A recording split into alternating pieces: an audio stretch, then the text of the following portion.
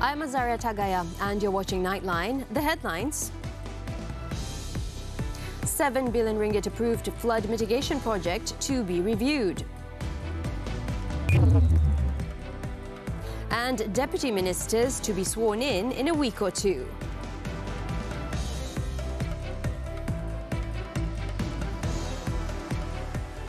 Good morning.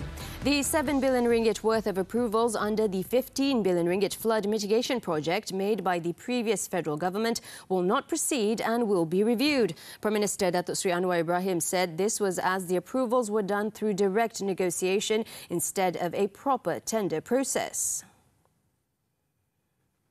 Jumlah ini bukan kecil atas alasan umpamanya membantu menyegerakan untuk langkah tebatan banjir, tetapi ada masalah bila peraturan tidak dipatuhi dan ada upaya umpamanya untuk mencari kesempatan, dan ini amat dikesalkan.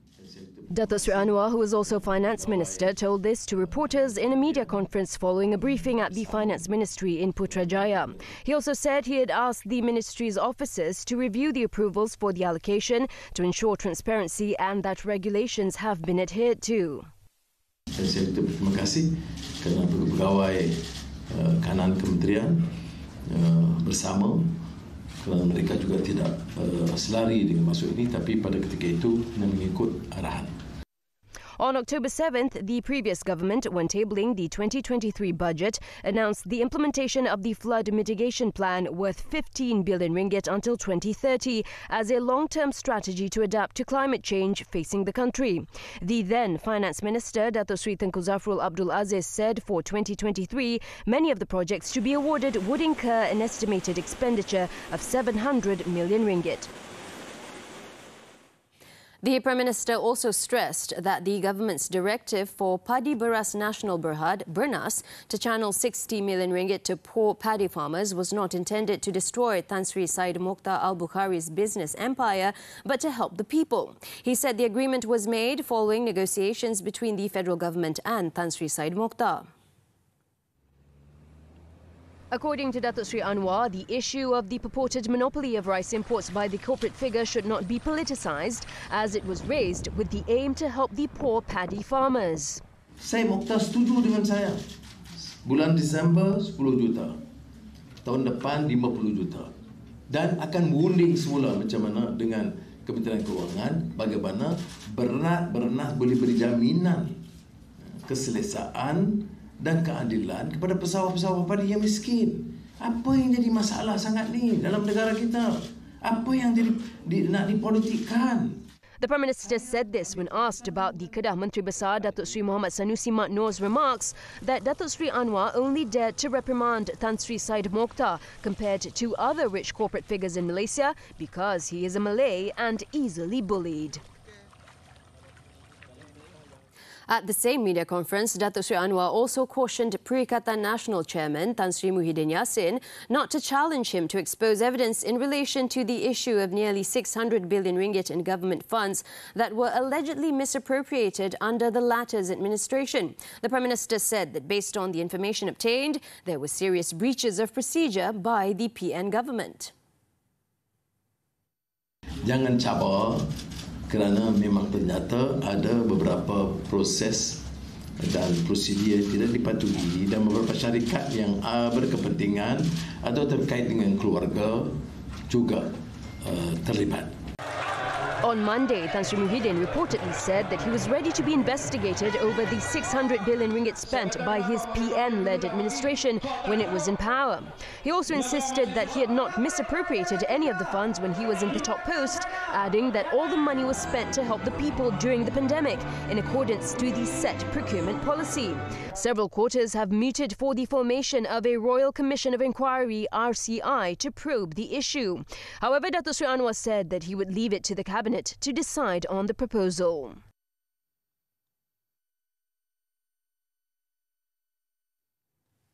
A meeting will be held with Datuk Sri Anwar Ibrahim on Wednesday to get further clarification from the Prime Minister on the alleged misappropriation of 600 billion ringgit in funds by the previous PN-led government. Home Minister Datuk Sri Saifuddin Nasution Ismail said he will also seek the views of Inspector General of Police Tan Sri Akril Sani Abdullah Sani on the issue. Tadi pun saya belum sempat berbincang secara spesifik dengan Tan Sri IGP perkara itu. Sudah tentu saya akan mendapat pandangan daripada pihak padan siasatan yang berkaitan. Kalau ianya berkaitan polis dalam bidang kuasa kita. Tapi kalau berkaitan dengan SPRM, tentu agensi lain. He said this at a media conference after attending a briefing at the Home Ministry in Putrajaya on Tuesday. Datuk Sri Saifuddin pointed out that the Prime Minister's statement was clear and he even mentioned the amount together with the parties involved. However, he added that Datuk Sri Anwar's statement was also in a general context where the Prime Minister said it would be up to the investigating parties to scrutinise the matter.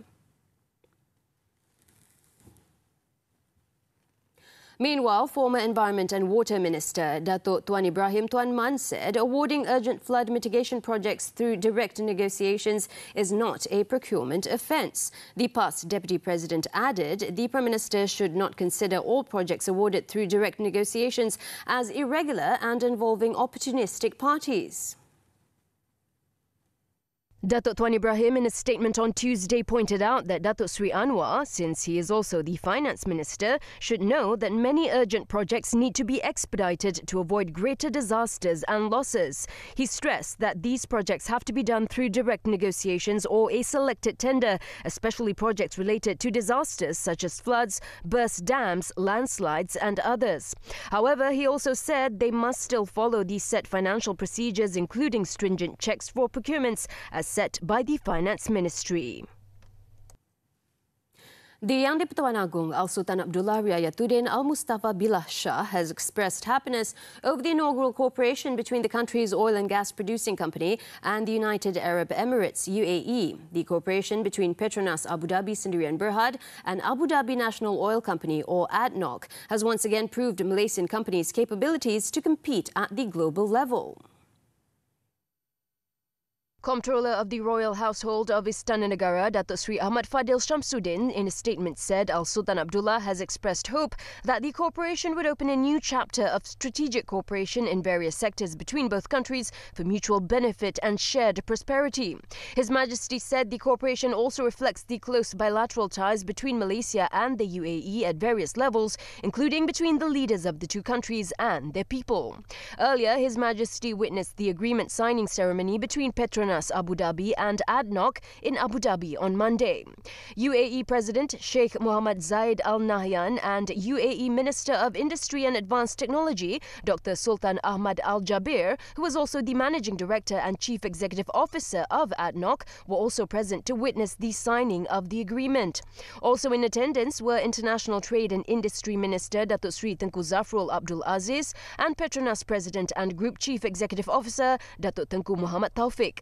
The historic agreement between Petronas's wholly owned subsidiary and ADNOC involves cooperation to explore and appraise unconventional onshore Block 1, covering a concession area of 2,000 square kilometres in the Al Dhafra region.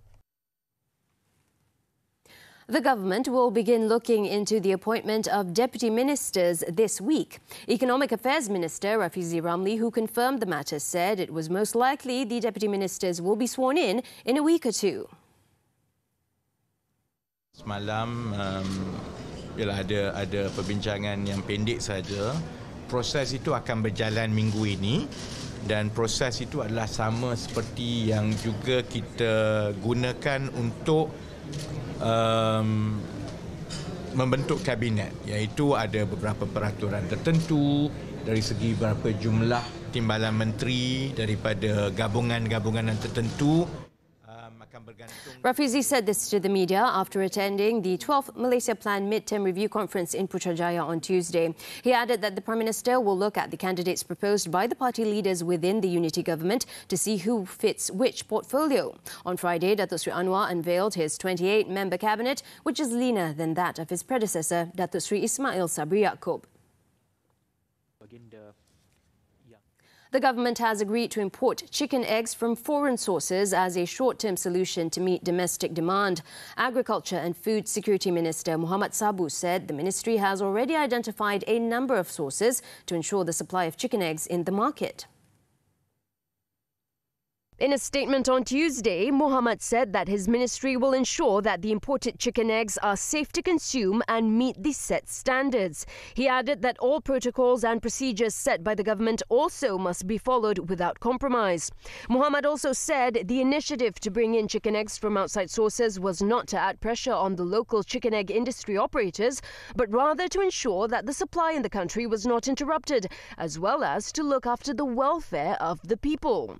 The need to bring in chicken eggs from outside sources will also be reviewed once the supply of chicken eggs has stabilized. The ministry will also look into the impact of importing chicken eggs from outside sources to the existing local industry. In addition, Muhammad said Agrobank has also been asked to submit proposals to help suppliers and small entrepreneurs to remain competitive in the industry. The ministry is also confident that the egg supply shortage issue can be resolved in the near future with the cooperation of various parties. On Monday, Prime Minister Datuk Sri Anwar Ibrahim said several measures would be implemented to reduce the cost of living, including reducing the price of chicken eggs. Now, the supply shortage of chicken eggs continues to plague consumers and traders in several states. Although the Agriculture and Food Security Ministry has taken action by importing eggs from sources overseas to stabilise domestic supply, the move has raised some concerns among the public. Our reporter, Alif Yunus, reports. According to some of the traders, they welcome the move as they are still facing difficulties to buy eggs in the market in order to run their daily food business operation due to limited supply. This has also forced them to consider charging higher prices because of the increased cost in getting the supply of eggs. Dapat kurangkan masalah telur kat negara kita ni, okey, tak ada masalah. Tapi dengan harga yang sama ke ataupun lebih lagi murah? Kalau macam abang ni punya perniagaan, martabak, of course pakai telur, kan? Tapi memang terkesan lah.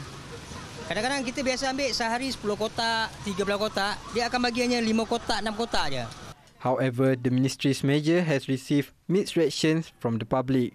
Wow, if let's say outsource from overseas now, our currency also still weak. I think we have to buy a more expensive eggs. It's not a good strategy. Myself, they give subsidy to the local farmers and then help them to boost up their productions. Bagus juga lah kan untuk mengelakkan daripada kita tahu ada setengah-setengah ni orang panggil kata telur ni nak naikkan harga lah. For Consumers Association of Kedah, Quake President Yusriza Yusof, it is crucial for the government to ensure that the imported eggs are of high quality and priced reasonably. However, a long-term plan is also needed to resolve the supply shortage. Rather than importing chicken eggs from the other country, government must meet the poultry breeders, discuss with them whether we can meet a win-win situation for now. Government has to subsidize for the temporary and develop the subsidize them for the temporary and develop the food industries for future. Chicken eggs are among the cheapest source of proteins for Malaysians.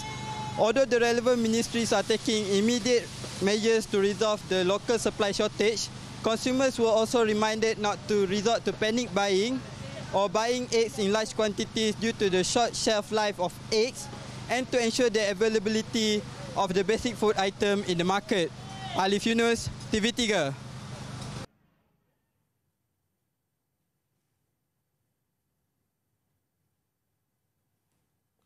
Ongoing projects under the Transport Ministry, including the East Coast Rail Link, ECRL, will be continued. Transport Minister Anthony Loke said the ECRL will proceed without any other amendments as the project is already underway.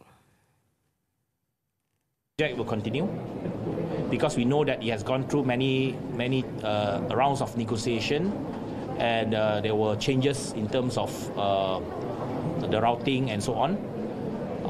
We do not want to make any other amendments at this point of time because it has started and the construction has begun, and I think that the project is progressing well. The 50.27 billion ringgit ECRL project, which spans 665 kilometres, will pass through Kelantan, Terengganu, Pahang and Selangor and will serve as a bridge between the Kuantan port and Port Klang. The project construction began in August 2017 but was halted following the change of government in 2018 and was resumed in 2019. After clocking in for his first day as Transport Minister earlier, Lok also said issues with road safety, public transportation and digitising its services will be among the key agendas he will be focusing on. Lok added he intends to organise a meeting with Prasarana Malaysia Berhad this week to gain better understanding of the public rail infrastructure before formulating further plans to improve service delivery. He said the ministry also hopes to reduce reliance on over-the-counter services and digitalise some of its services, such as licence renewals. Bomb explosion in southern Thailand leaves 3 dead. News from the foreign front after this short break. Stay with us.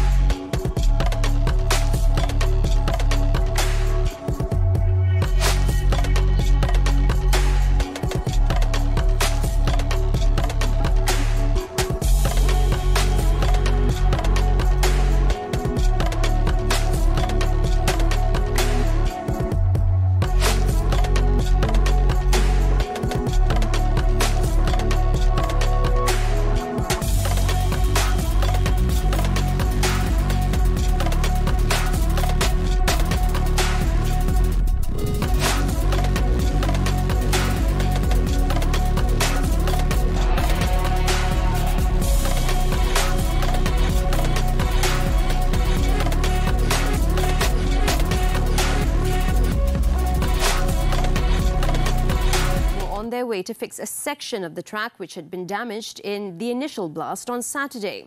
The latest bomb was hidden around 200 meters from the site of Saturday's incident and no other explosive devices have been found. Officials have launched an investigation. A 6.2 magnitude earthquake hit the south of Indonesia's East Java province on Tuesday, the second major earthquake to hit the country in less than a week.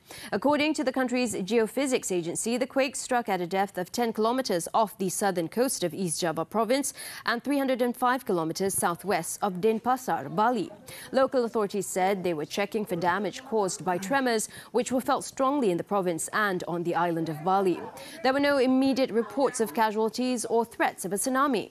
Tuesday's earthquake comes at the same time as thousands of residents in Lumajang, East Java, are on high alert after a violent eruption of the Semeru volcano prompted authorities to impose an 8-kilometer no-go zone and evacuate villages in the region.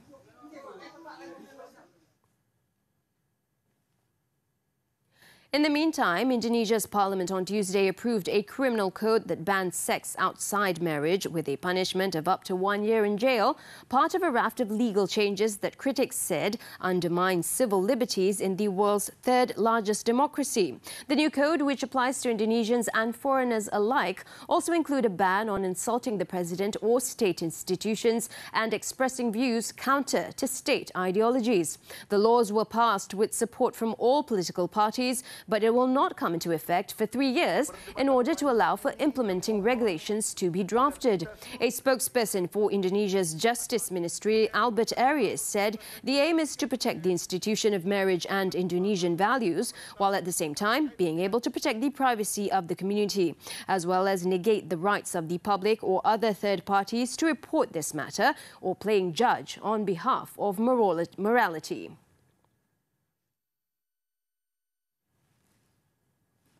In Afghanistan, a roadside bomb killed 7 petroleum company employees aboard a bus in northern Afghanistan on Tuesday.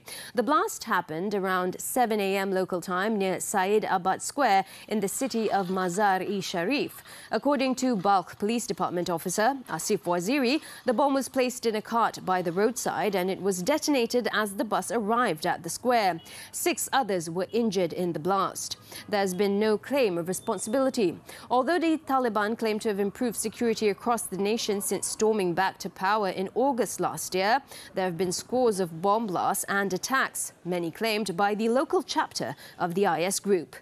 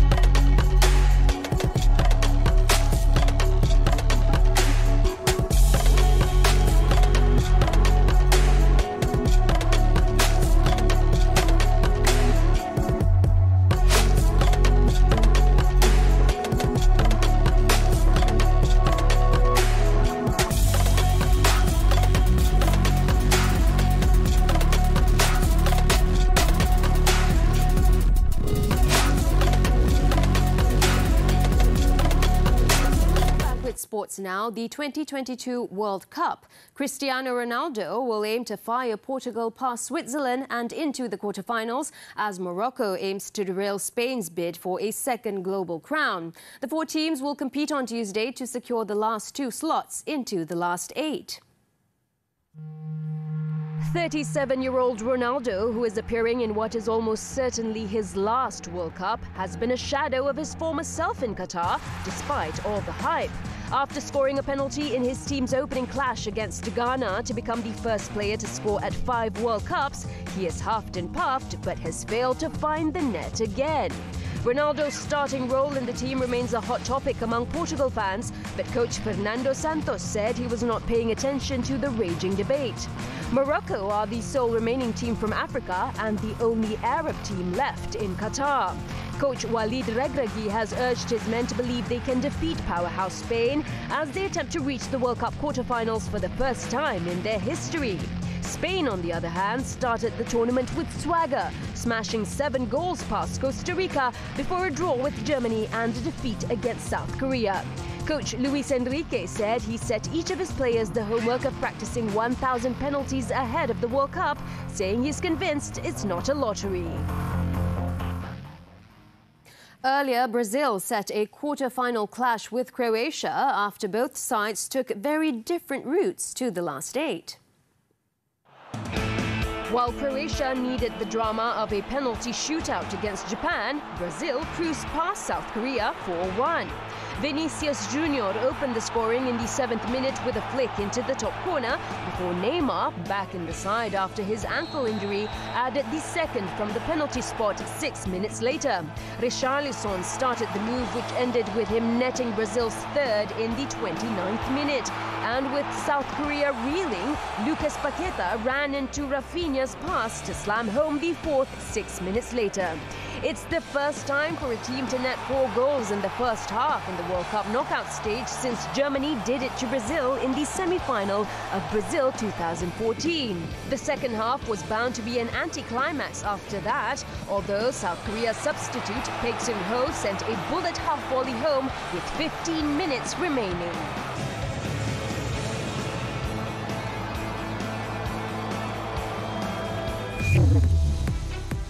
More to come after this breather. Woman killed after being trampled by elephant.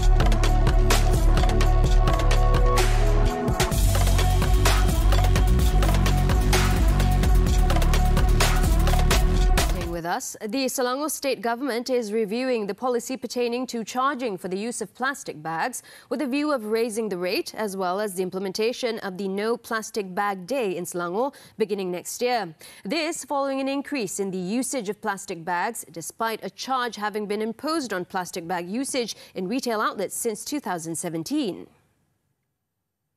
Mulai tahun depan kita akan tengok balik polisi ni sama ada kutipan ni 20% ni berkesan atau tidak untuk mencegah penggunaan penerusan beg plastik.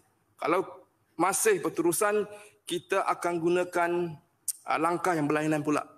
Kemungkinan cadangan untuk menaikkan kutipan. He said this during the Selangor State Legislative Assembly meeting on Tuesday. He added that the state will also look at other ways to tighten the enforcement, including withdrawing premises licenses from those who do not comply with the plastic bag charge. As of June, collection from the plastic bag charge in Selangor amounted to 4.8 million ringgit, and the figure is expected to exceed 9 million ringgit this year, compared with 8.5 million ringgit last year and 6.6 million ringgit in 2020. An Orang Asli woman died after she was believed to have been trampled by wild elephants at Kampung Simoy Baru in Pos Betau near Kuala Lipis early on Tuesday. In the 4 a.m. incident, the victim, 39-year-old Wak Angkat Yok Tong, was fatally injured and pronounced dead at the scene. Kuala Lipis District Police Chief Superintendent Azli Muhammad Noor said the authorities received a distress call at 4:40 a.m. about a woman in the village that was believed to have been attacked by a herd of wild elephants. During the incident, the victim and 8 of her family members were sleeping in a bamboo house surrounded by banana plants. The wild elephants attacked the house and all 9 were woken up by the shaking walls. They then attempted to escape in the dark. When they regrouped, they discovered the victim was missing and immediately began searching for her before discovering her body near the banana trees. A team from the Sungai Koyan police station rushed to the scene and found that the woman had been trampled to death. The victim's body had been brought to the Kuala Lipis Hospital Forensic Unit for post-mortem.